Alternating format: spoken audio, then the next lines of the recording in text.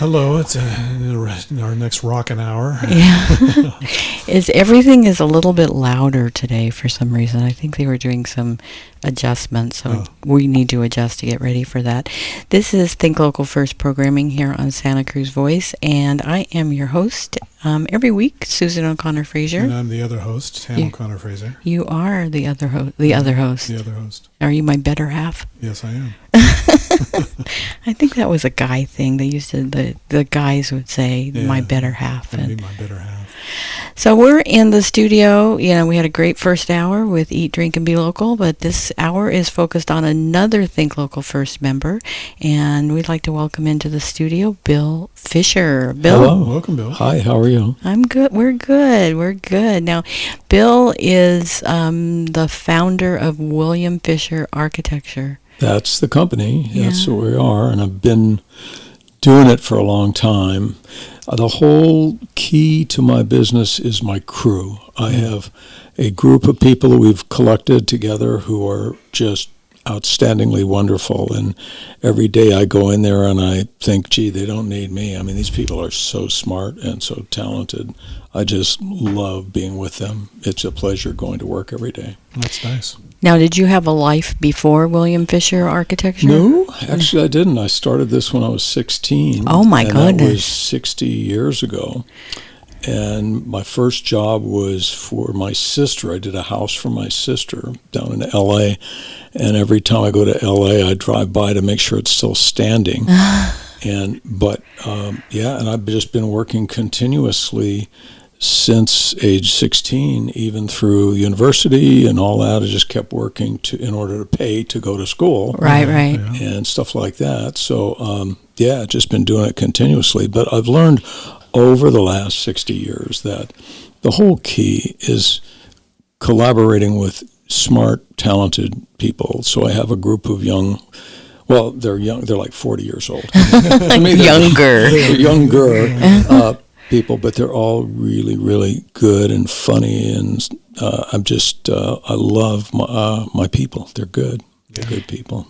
Now, on your website, you talk about original mid-century modern architects. What does that mean? Well, I'm the last of the mid-century modern architects, I think, because all the other ones are dead. I'm the only one that's left. And what we do, we like to do modern architecture. That's our website and all that stuff. But really, what it boils down to in the architecture business is in most design businesses, we serve our clients.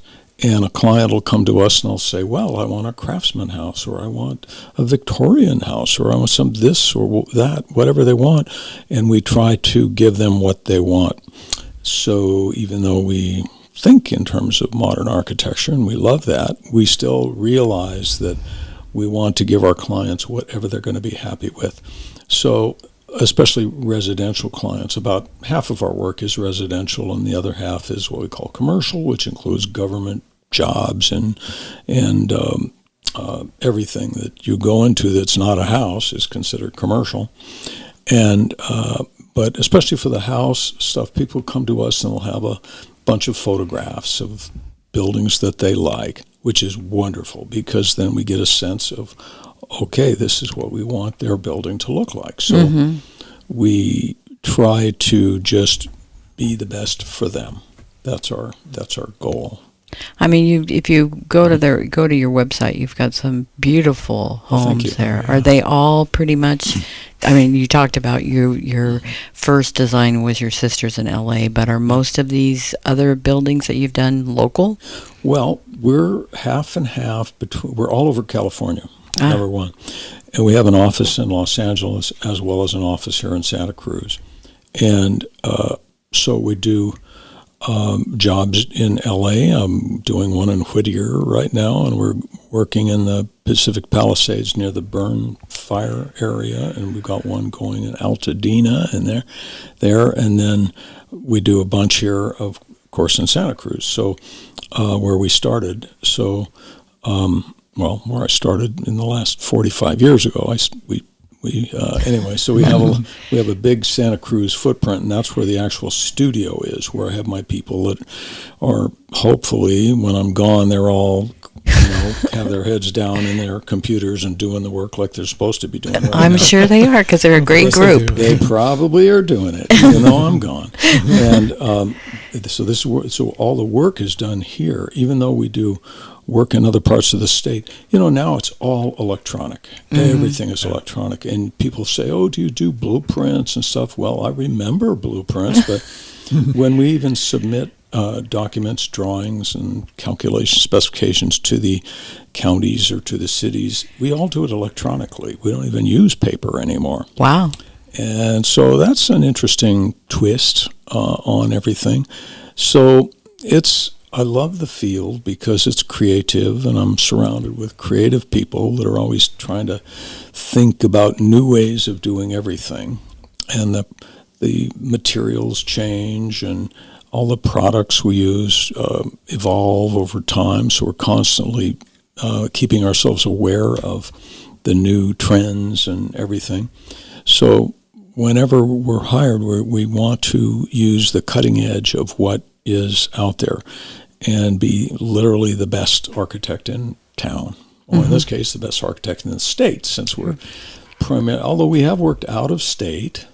It's kind of interesting. I did a guy came to me one time, and he had a place in Montana, and he said, yeah, could you design a house for me? So I sat down with him, and we were in Carpos, I think, and drew out this little house design, and then I went back and created, I think 2 pages of drawings, of architectural drawings, just like a floor plan and some outside views of it, and gave it to him, and then I said, okay, well, let me know when you want me to continue with this. And then I bumped into him about 2 months later, I think also in Carpos, and I said, oh, do you want me to do the rest of the drawings, the structural drawings and everything for your house?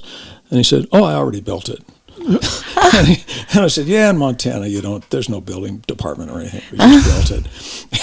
And that's quite different from anywhere in California. Right.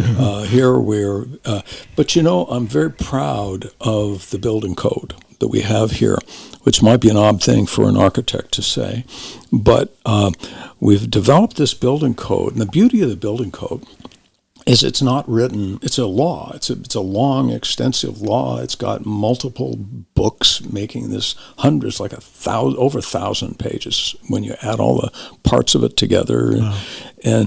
But it's not written by politicians. It is written by engineers and architects and building officials that use it, and it has evolved over the past 150 years as that unique kind of document written by the users. So whenever there's an earthquake or something like that, we all get together as a group of professionals and modify it as necessary and change it. So when we have a 6.9 earthquake here in Santa Cruz, which we did in 1989, a handful of people will perish, okay? And a lot of people died when the freeway fell down and stuff like that.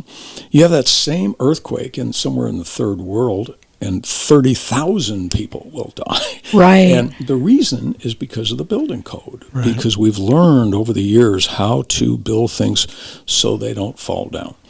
And it's not just structural earthquake things like that. It has to do with using energy more intelligently and not wasting energy and stuff like that. So it's a good document. I like working with the building code. And how did that happen? I mean, why is it so good here? And is that is that California or Santa Cruz? California, of course, is on the cutting edge of culture, for the last 100+ years, and so we've always had been on the leading edge of everything as California. And for instance, when Arnold Schwarzenegger became governor, and I find this whole thing pretty interesting because Arnold Schwarzenegger, of course, was a Republican, considered not a not a flaming liberal person or anything like that.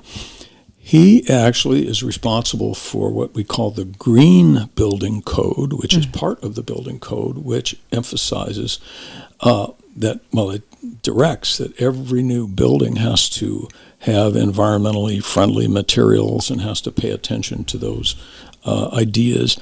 And that did not exist before him, so he just did it. And that's changed our architecture completely, and it's a good thing. And so I think I enjoy using that code. So not so much me, but the people I have in my office have become real experts at figuring out how to use all of the various codes and things to do our job, and hopefully make our projects economical too. That's the whole thing. Right. You have to. We want to understand all of the codes as well or better than the people downtown understand the codes, so we can operate with them so we're not wasteful with our clients' money in any way. That's our goal. And so they get really wonderful design, and it's not outrageously expensive. That's our goal. That's pretty much it. So green design.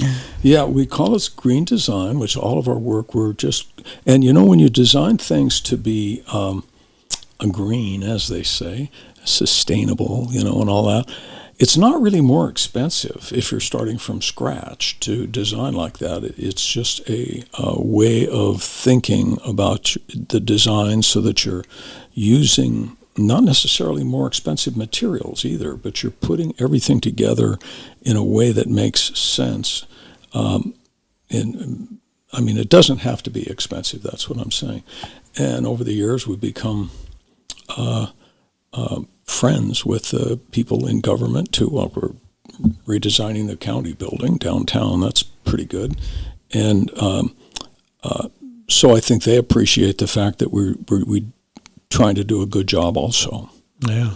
Doing a good job, that's the most important thing. So, and you've been doing this for like 4 decades. Yeah, 5 decades. Yeah. I can't believe it. It's been a long time. But in terms of green design specifically, energy, it's green design the whole time.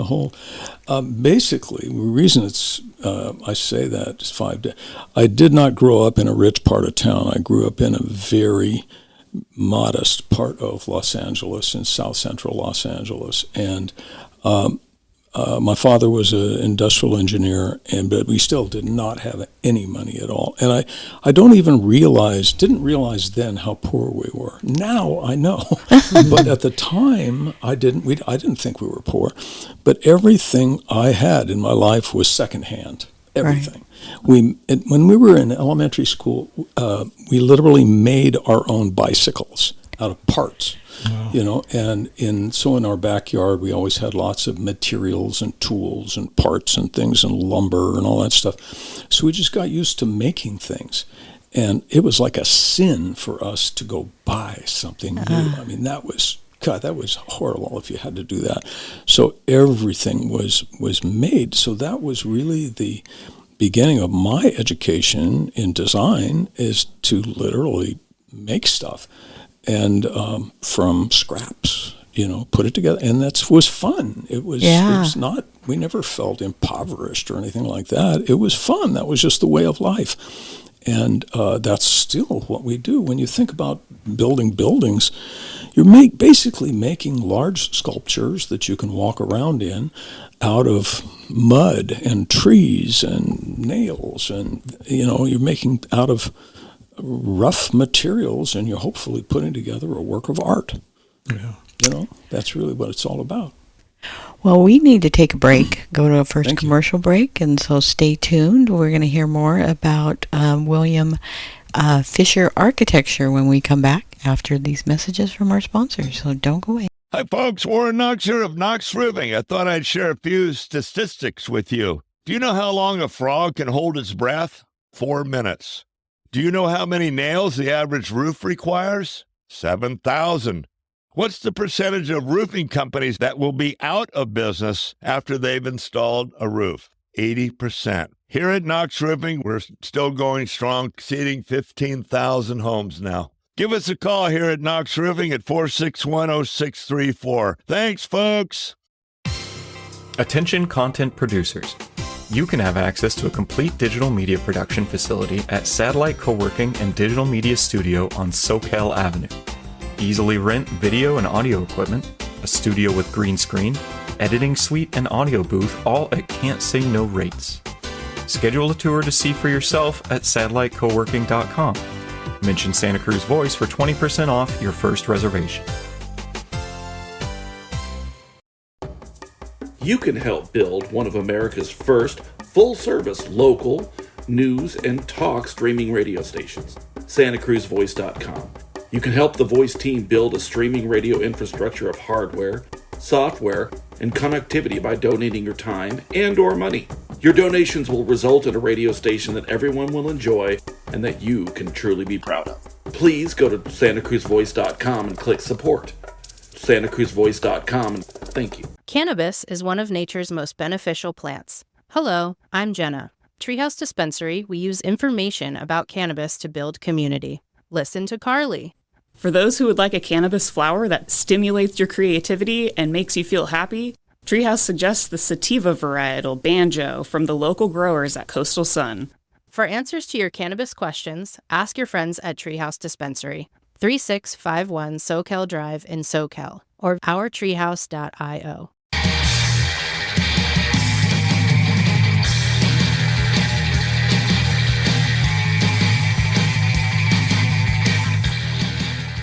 And we are back. We are back. We're back in the studio. This is Susan O'Connor Fraser And Tam O'Connor Fraser. with Think Local First Radio here on Santa Cruz Voice. And we are continuing our discussion with Bill Fisher from William Fisher Architects. Curious, Hi. Bill. Yes. What do you like to, what's the favorite thing you like to design? Oh, boy. You know, I love houses, even though we, do big buildings. I mean, we do high-rise buildings. We do very large things. Wow. But when it gets right down to it, nothing to me is more fun than a personal house. And people will come to us and they'll say, well, that's a simple thing. It's not. It's actually the most complicated building you can think about. When you think about a big building, like you think about a big high-rise office building or something, it's one function, and people go there every day. They work and they go home. Right. But a house, you've got a handful of people from age 0 to age 100 who have to live their whole lives, and everything that they do or interested in, that building has to accommodate all of those interests. And together you'll have a 1-year-old person living with a 90-year-old person, and they all have to live together and love each other in their house, and has to do the various different functions. When you think about it, a house is extremely complicated. To do a good house that really is good for the family and solves all of their needs, and if it's in a beautiful area, that's it then can take advantage of the beautiful view or the beach or whatever you've got nearby as part of it. But houses I love, but they're I think I like about they're a challenge. They're challenging to do a really good house. And so we try to make we'll get a job, say, for a very small, very modest house. We put as much effort into that as we would put into a 20-room mansion. I mean, because that house, it's a very important investment for a family. They're literally investing their whole life in one building. So we take that very seriously, and we give them the same quality of design and the same effort and that we would put into any of the big buildings. Oh, interesting. It's such a personal thing. So we need to get to know the people. What we do first, people will call us. Number one, they're always afraid because they've heard, oh my God, architects are expensive. I've even talked to this guy who's it's going to cost us a lot of money. And so I always tell everyone, I say, just let me come and meet you. We do that for free. I'll come and spend a couple hours, sitting down with you, looking at your property, talking about it. And, half the time we might not get the job. Okay. Actually, the best time for us, we'll go out, we'll meet with the people that way, and we'll help them figure out how to rearrange their furniture or whatever so they don't need to build a new building. Right. And that's the best. And so you'll say, well, gee, Bill, you just talked yourself out of a job. But on the other hand, we've made a friend. Yeah. And that's better. Even from a cold-hearted business standpoint, it's better because they realize you're not going to waste their money, and maybe 5 years later they'll come back with a real job that will, you will be able to help them on. But so we meet people for free, and anywhere in California we'll go down. I just got back from Pacific Palisades yesterday and dealing with that stuff. Boy, that is devastation. That was just like Boulder Creek, exactly like Boulder Creek, except it's flat. Flat version of Boulder Creek, okay? Wow. And they're still, it's been 2.5 months, and it's still full of asbestos and lead and ashes and stuff, and everybody's wearing a bunny suit and respirators just trying to clean it up. Jeez. But, we're doing those buildings down there for those people. And, we've had our own experience here in Boulder Creek. Right. And the real sad part about that is that so many people did not have the right insurance, so they weren't able to rebuild. And they've got these beautiful lots and all that stuff, but the financial end of it is just a killer.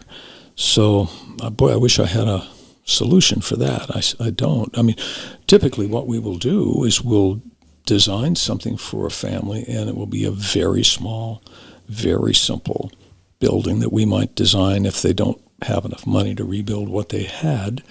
But sometimes we'll just build the core of the building, just the inside of the building that'll have maybe the cooking area and a couple of bathrooms and a few bigger rooms, and then later, phase 2, phase 3, they can add wings on it for bedrooms or stuff.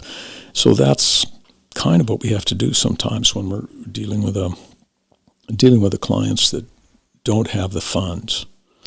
Now, that seems there's people still trying to work through the red tape to rebuild up there. There's a lot of red tape, and what's happening right now is that, and this, I can't even believe I'm saying this, it seems so weird, but the cost of a building, if you want to build a tract house, just a basic Santa Cruz little 1-story, 3-bedroom, 3-bath, simple tract house, the cost, you have to pay the contractor $1 million. Oh my gosh. It's $500 per square foot. That's the average. Wow. Right now. Jeez. And when you do a luxury building, it's like $1,000 a square foot. The cheapest I've ever seen right now is maybe $400 a square foot. And then on top of that, you have to pay some joker like me, plus, and we do the architecture, but we also bring in all the engineers and land use planners and all kinds of people like that on our team. So we call this the soft costs, which is everything except the actual building. So all the paperwork and stuff, that's going to be like 20% of the cost of construction. So you're paying us on a tract house like $150,000 or even more.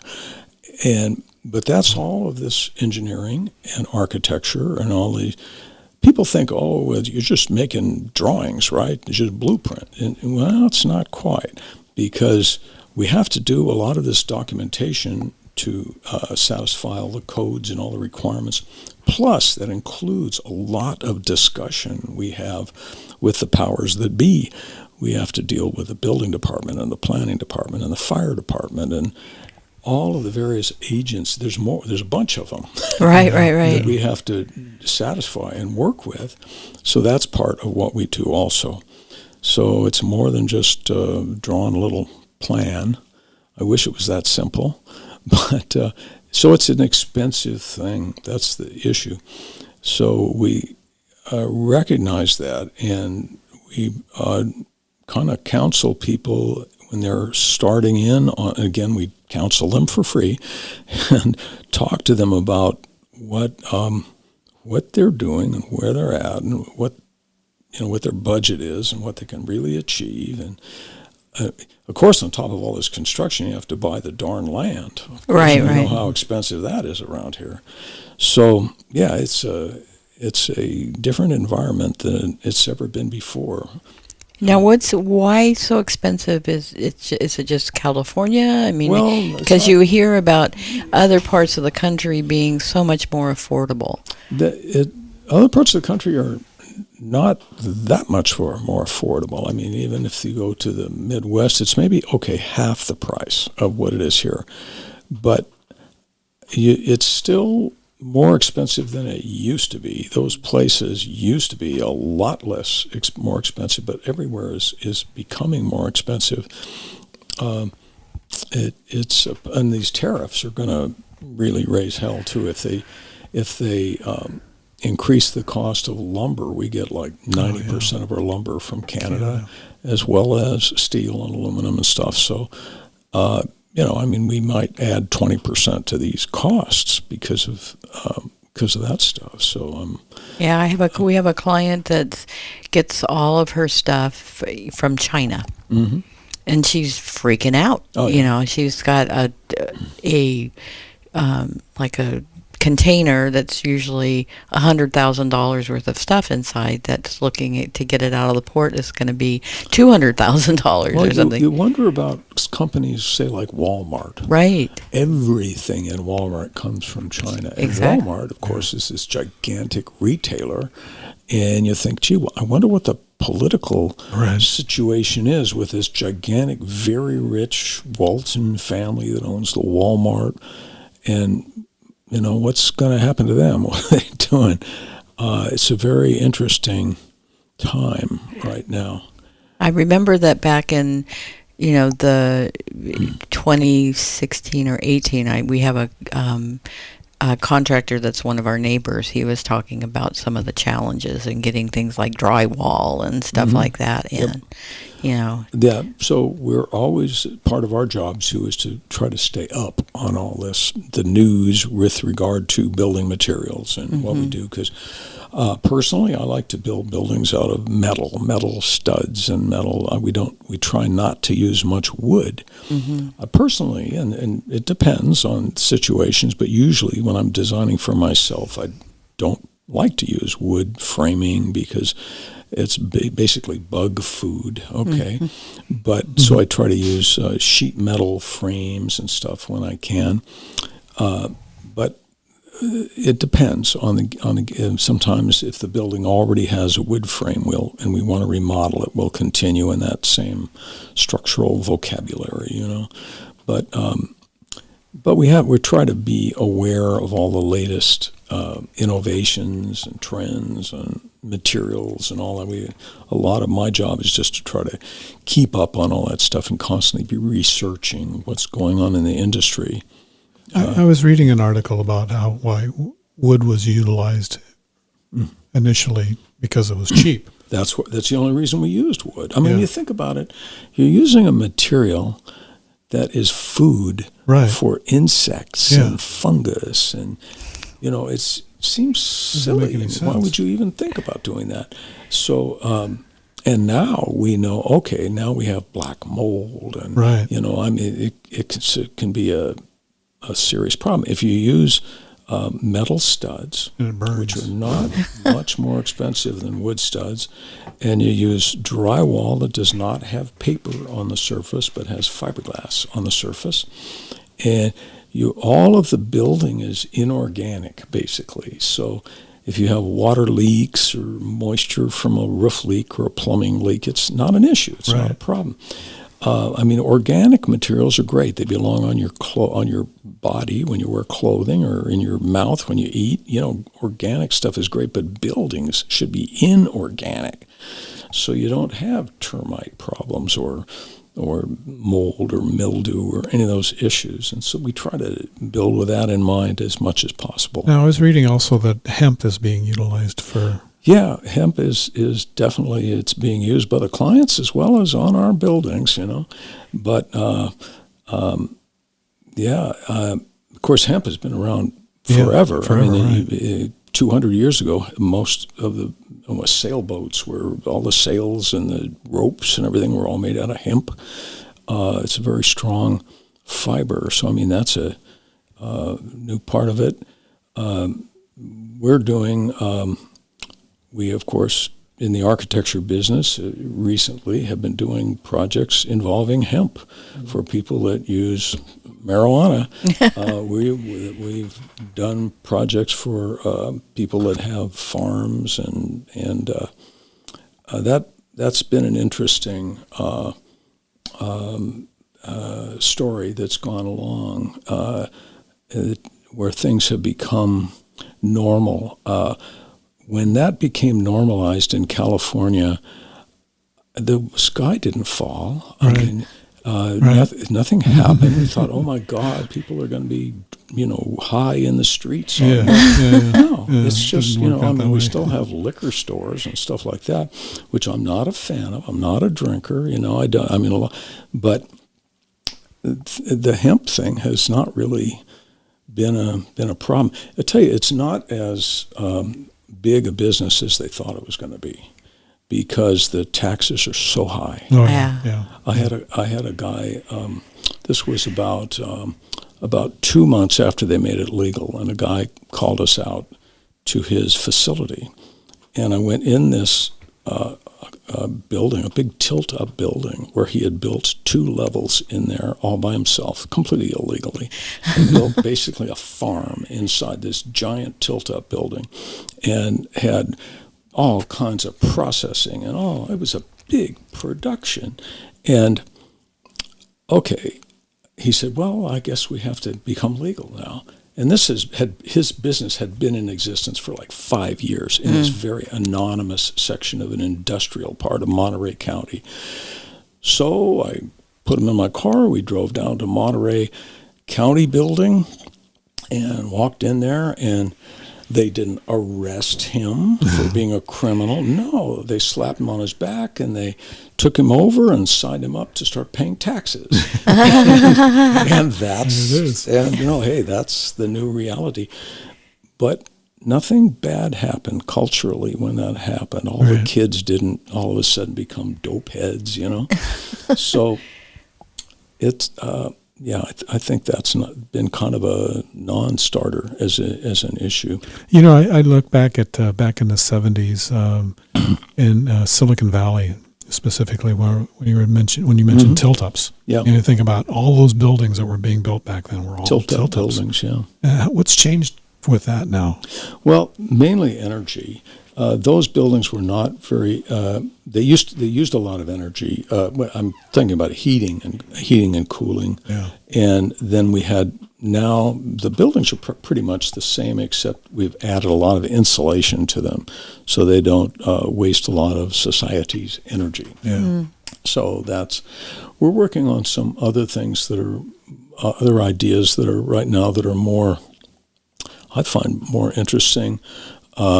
In terms of energy, we've got some specific projects we're doing in our office to try to change the laws to save people money.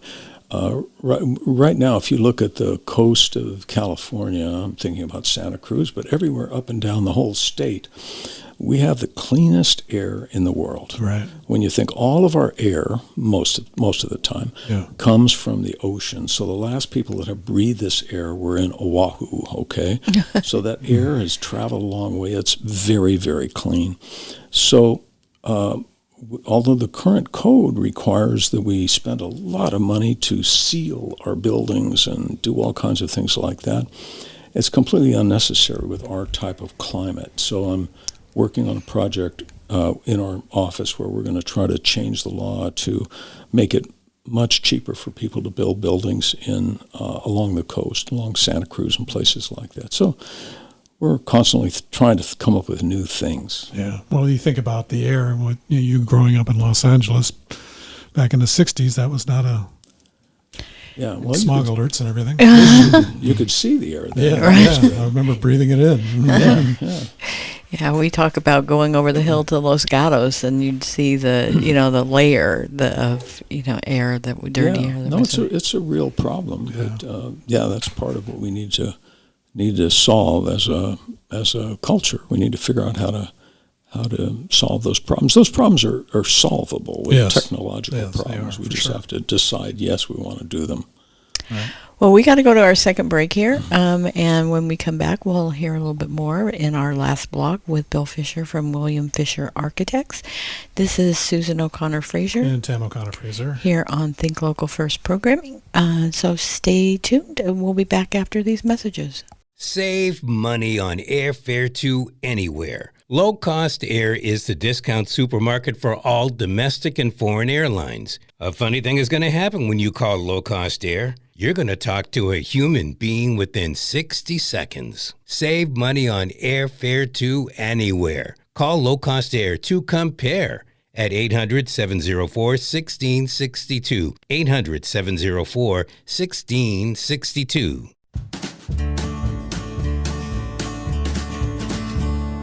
Deer fence, wood fence, livestock chain link, vinyl, iron fence, Cypress Coast Fence, Cypress Coast Fence. I'm Kevin Donovan, the owner of Cypress Coast Fence, Monterey Bay Area's premier fence company. And I'm Katie Donovan, Kevin's sister. I'm one of the project coordinators. I'll help you choose the best fence for your needs, and I'll be with you for every step of the project. We work with local suppliers and employ quality craftsmen to build the right fence to secure, protect, or privatize your property. We've been in business for 15 years and have been voted Best Fence Company for 7 years running. Give us a call for your no-obligation consultation at 831-783-1500 or at cypresscoastfence.com. We don't just build fences, we make good neighbors. Deer fence, wood fence, livestock chain link, vinyl, iron fence, Cypress Coast Fence, Cypress Coast Fence. The Hook is California's first ever cannabis outlet. 100% locally owned and operated, we're here to be your friendly neighborhood hookup. We believe that everyone should have access to fairly priced cannabis, so we work hard to get it to you for 30 to 50% less than the other guys. If you're 21 or older with a valid ID, visit us in Capitola or in Watsonville today. We're here to be your friendly neighborhood hookup. Check out our website, hookoutlet.com, for deals and stay groovy.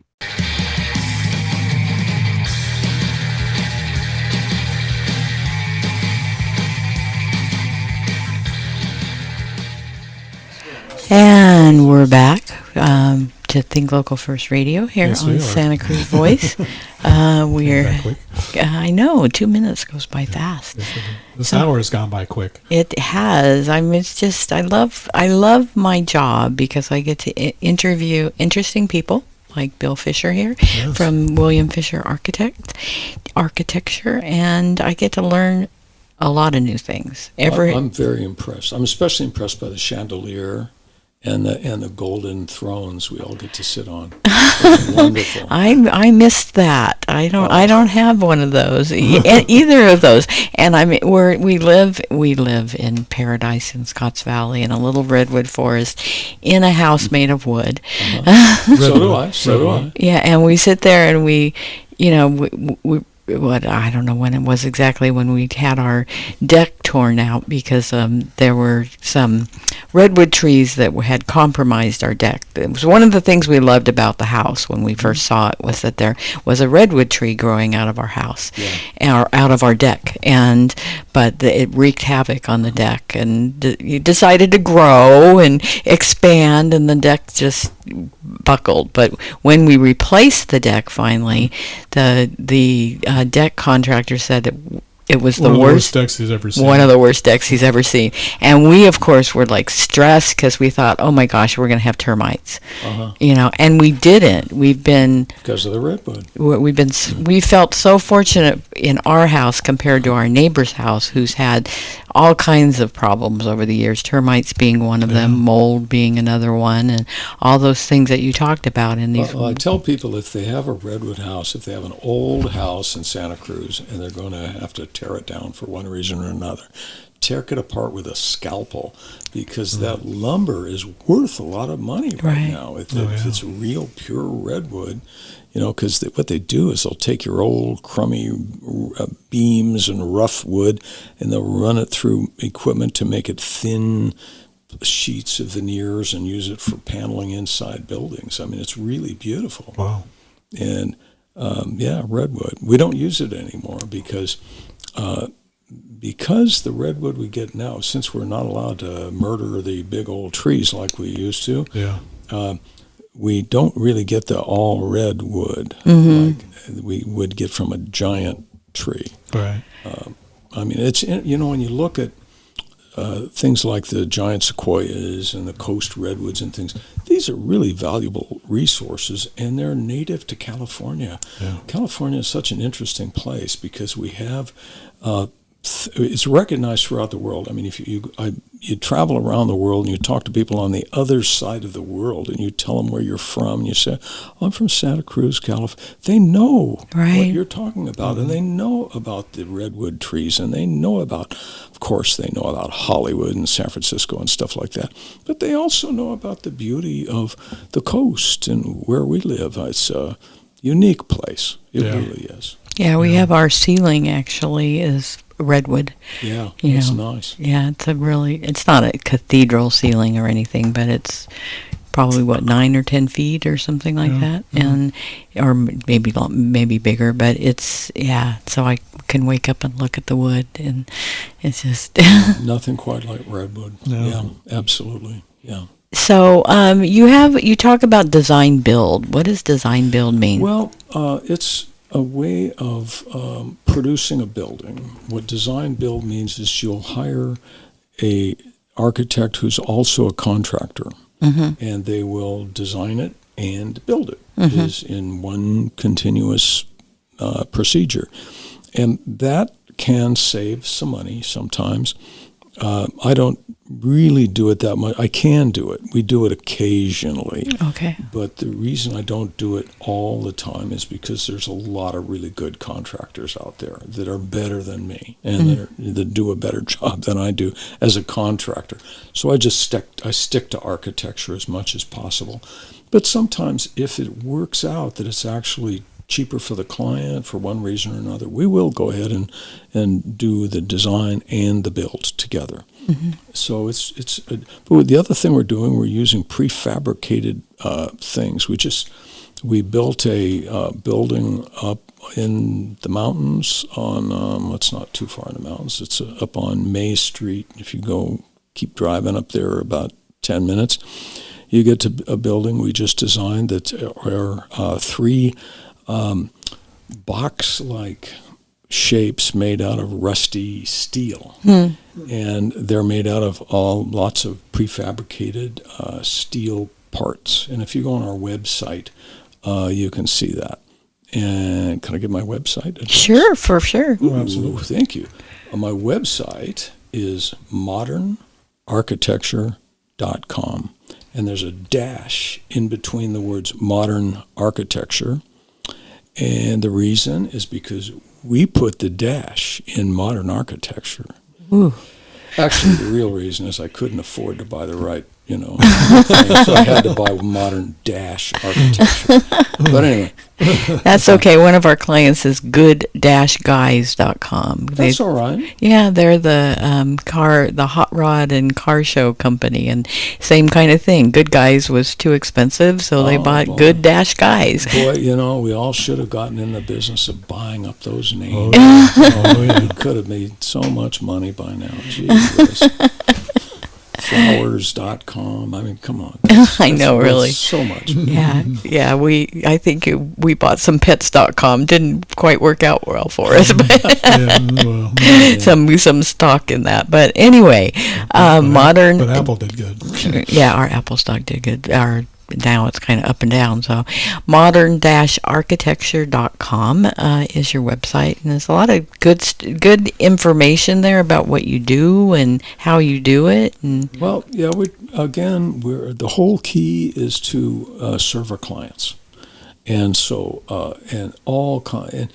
So we'll have people that are not sure if they even need an architect or they don't. So I encourage them, please come to our office and just talk to us or call us. We have our offices over in the Sash Mill. And just go to the building 42 in the Sash Mill, and that's us. And you'll get to meet all my charming crew, too. That's probably the best thing about coming to our office. But we can talk to you about what you're thinking about doing. I mean, that's the more conversation you have at the beginning, the better it's going to be. I mean, the more you can really figure it out and think it. So if you're thinking about remodeling your home or something like that, this thinking time at the beginning, maybe you spend a year or more just thinking about what you want. That's the most valuable part of it, because you can, I mean, the worst thing to do is to start building and get halfway through construction and realize, oh my God, it should have been flipped over. I should have put the kitchen over there. And so, right. You want to have all this thinking done early. So that's what we try to do, is kind of help you kind of coordinate your thinking early on. So typically we always have a design meeting with our clients, and that meeting is usually 1 hour, probably very fast. And we'll have that meeting and we'll kind of put together on a scrap of paper what the job is, and figuring just a very rough idea about what it is. And then we go from there. But so it's the other thing that's been interesting about our work is that we really have taken advantage of the digital world, whereas we use all of our work is in 3D. I don't know if you know what that is, but right. So everything is a three-dimensional version of a building on our screens, on our computer screens. So our computers think they have little houses inside that we're actually building. In their memories, they think we actually are building little buildings. So we're not actually drawing drawings like we used to do. We're actually building the buildings in the computers. And that's. So do you ever print out the models? Oh yeah. Yeah. I mean, in a physical model 3D, like you see. Sometimes we do that. Actually, we still build little cardboard models too, if it's necessary, if it's helpful. But usually the 3D images are so good and economical to create. We can just create these. I mean, you go to the movies right now with a CGI, and you'll see a whole movie, and you'll realize at the end, oh, that whole thing was fake, and it was all done with 3D virtual reality. That's kind of the way our software is. We can create a building that looks real, absolutely real on the screen, and it's just created by us using the software. And then the person you're building for, you can walk them through it, and that's what's I think. Walk through, they call that, so they can get the experience of cooking on their cooktop and everything. They get the whole experience.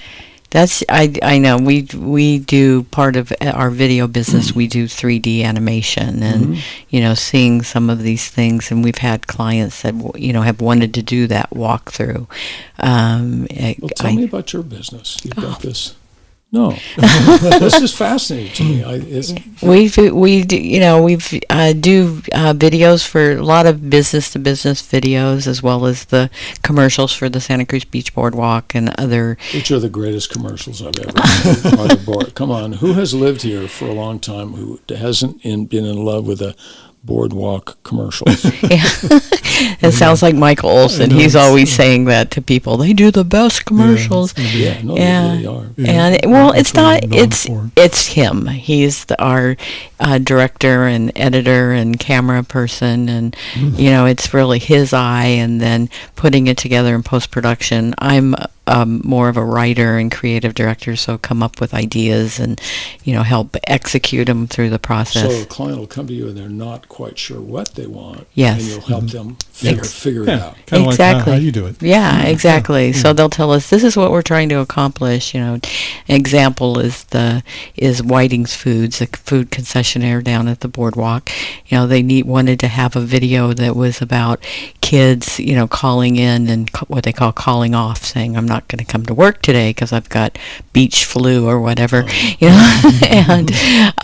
and trying to explain to these 15 to 18-year-olds what the impact of them not coming to the office means to the organization, and they thought, oh, we'll use our staff and do have them be in the commercial, showing the impact. And I came back with an idea to do animation, to do it all in that case 2D animation, so then you didn't have to worry that whoever was in the video was no longer at the company, and if we needed to make changes, we're not dealing with people talking on camera. We have these animated so characters. These clients are saving a lot of money too by talking to you and getting your ideas, because you've been through this with many other times, just like you. So I guess if you have a business and you think, gee, maybe I should do this kind of thing, they should talk to you. Yeah. Well, and the same thing that you do, where you go out and you meet, and sometimes they have really big ideas that they don't need to accomplish. We may even bring them down and say, no, you don't need to spend that kind of money. And you, like you say, you might talk yourself out of a bigger budget, but you make a fan during the process. Yeah. It's, and 3D animation we've just done, comes in great, especially on things that don't yet exist. Yeah. I had a guy work for me whose dad was in the business. He worked in Hollywood, and his business was taking 2D movies and converting them into 3D. That's interesting. Sometimes you can see, and what he would say, he told me, he says, when we do that on the screen, the whole screen would not be in 3D, just the part that the filmmaker wants you to look at with your eyes. Right. So the filmmaker is like directing you as to where on the screen to be looking. Yeah. And that's pretty freaky. We just were watching the series The Residence, which is on Netflix, and it's about the White House. And how much of that was real? Most of that was 3D, where they were flying through the White House and all the rooms, and it just was fascinating to watch how they did that. Yeah. That was 3D animation, a lot of it. Some of it, yeah. But they recreated the entire White House on 7 different sound stages. And then they combined the two things. Yeah. So this whole thing is really the last 10 years, really, of technology. I'm going to say you've seen quite a change in technology from when you started. Oh, yeah. To how, going from blueprints and paper. We actually used pencils. I don't know if you remember them. and slide rules. I took a slide rule class at college one time. I remember that. And there were 2 people in the class, and I dropped out, and they kept the class. It was great. Slide rule.